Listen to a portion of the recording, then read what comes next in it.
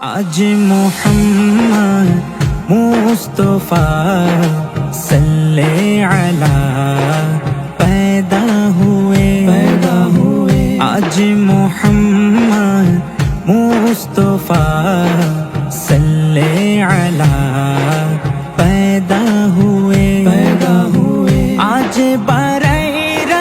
रबीउल अव्वल ईद मिलादुन नबी हुए आज मोहम्मद मुस्तफा सल्ले अला पैदा हुए नूरे अव्वल नूरे आखिर रबीउल अव्वल होए ज़ाहिर नूरे अव्वल नूरे आखिर रबीउल अव्वल होए ज़ाहिर तारोए तारीफ कुरान ज़ाहिर तारोए तारीफ कुरान ज़ाहिर।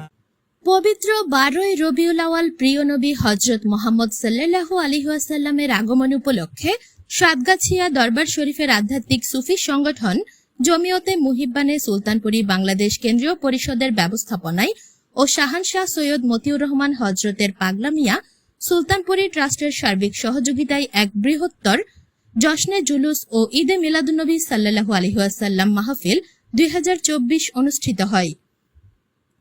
উক্ত জশ্নে জুলুসে ঈদে মিলাদুন্নবী সাল্লাল্লাহু আলাইহি ওয়াসাল্লামের সদারত করেন রাহবারে আশিকিন মুর্শিদে বরহক শাহ সুফি সৈয়দ আবু মুহাম্মদ নুরুল আতাহার বিল্লাহ প্রকাশ কানুন বিল্লাহ সুলতানপুরি মাদ্দাজিল আলী। আরও উপস্থিত ছিলেন সাতগাছিয়া দরবার শরীফের নায়েবে সাজ্জাদানশীন পীরে তরিকত শাহ সুফি সৈয়দ আবুল ফজল মোহাম্মদ সাইফুল্লাহ সুলতানপুরি ও শাহজাদা সৈয়দ আবুল ফজল মোহাম্মদ মনসুরুল্লাহ সুলতানপুরি। 16 সেপ্টেম্বর 2024 সোমবার সকালে পটিয়া হাইদগাঁওস্থ গাউসিয়া কমিউনিটি সেন্টার হতে জুলুস বের হয়ে সাতগাছিয়া দরবারের উদ্দেশ্যে রওনা হয়। দরবারে পৌঁছালে আস্তানায়ে দস্তগীর ও আওলাদে সুলতানপুরি কাদ্দাসি জুহুল আজিজের রওজা জিয়ারত করেন। শেষে সাতগাছিয়া দরবার শরীফ কাজীবাড়ির মাঠ প্রাঙ্গণে সমবেত হয় এবং মিলাদ মাহফিল অনুষ্ঠিত হয়। মাহফিলে সম্মানিত অতিথি হিসেবে উপস্থিত ছিলেন দেশবরেণ্য আলেম ওলামাগণ ও দরবারের ভক্তবৃন্দ। জামাত সহকারে জোহরের নামাজ শেষে মিলাদ কিয়াম মোনাজাতে দেশবাসীর জন্য দোয়া কামনায় ও তাবারুক বিতরণের মাধ্যমে আয়োজন সম্পন্ন হয়।